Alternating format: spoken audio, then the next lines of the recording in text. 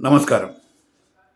ఈరోజు పులివెందుల ఎమ్మెల్యే గారు చంద్రబాబు నాయుడు గారికి ఒక ట్వీట్ చేశారు. ఏంటంటే, మీరిచ్చిన హామీలను ఇంతవరకు నెరవేర్చలేదు, ఎప్పుడు అమ్మకి వందనం డబ్బులు వేస్తారు అని ట్వీట్ చేశాడంట. పాపం ఆయన మర్చిపోయారేమో కానీ ప్రజలు ఎందుకు మర్చిపోతారు చెప్పండి. 2019లో ఆయనకి అద్భుతంగా అప్పజెప్పేటప్పటికి ఈ ప్రభుత్వంలో ఆయన మే 2019 ప్రమాణ స్వీకారం చేశారు. మే 2019 ప్రమాణ స్వీకారం చేసిన తర్వాత అమ్మఒడి ఎప్పుడు ఇచ్చారయ్యా అంటే జనవరి 2020లో ఇచ్చారు. అర్థమవుతుందా పులివెందుల ఎమ్మెల్యే గారు? ఇది ప్రజలు మర్చిపోయారనుకుంటున్నారా? అందుకే కదా మీకు 11 సీట్లు ఇచ్చారు.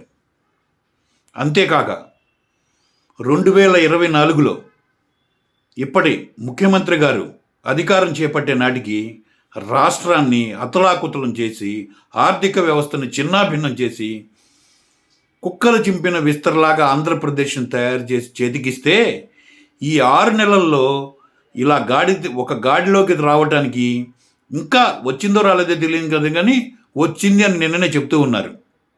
దీన్ని బట్టి మీకు ప్రజల మీద ఎంత ప్రేమ ఉందో మీకు జనాలకి తెలుస్తూనే ఉంది.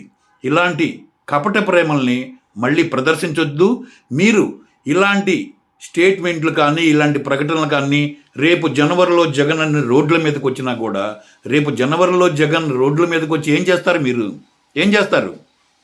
నిన్నటి దాకా 5 సంవత్సరాల్లో గుంతలు పడిన రోడ్లని బ్రహ్మాండంగా తయారు చేసిన రోడ్ల మీద తిరగడానిక? మీరు ఆ రోడ్ల మీద తిరగలేక 10-15 కిలోమీటర్లకి హెలికాప్టర్లు వేసుకొని తిరిగారే, పరదాలు కట్టుకొని తిరిగారు.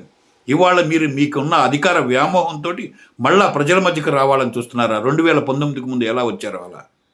మిమ్మల్ని ఇక జన్మలో ఆంధ్రప్రదేశ్ ప్రజలు నమ్మరు. ఎటువంటి వేషాలు వేసినా కూడా ప్రజలు నమ్మరు. ఇది మాత్రం గ్యారంటీ, గుర్తుపెట్టుకోండి. నమస్కారం.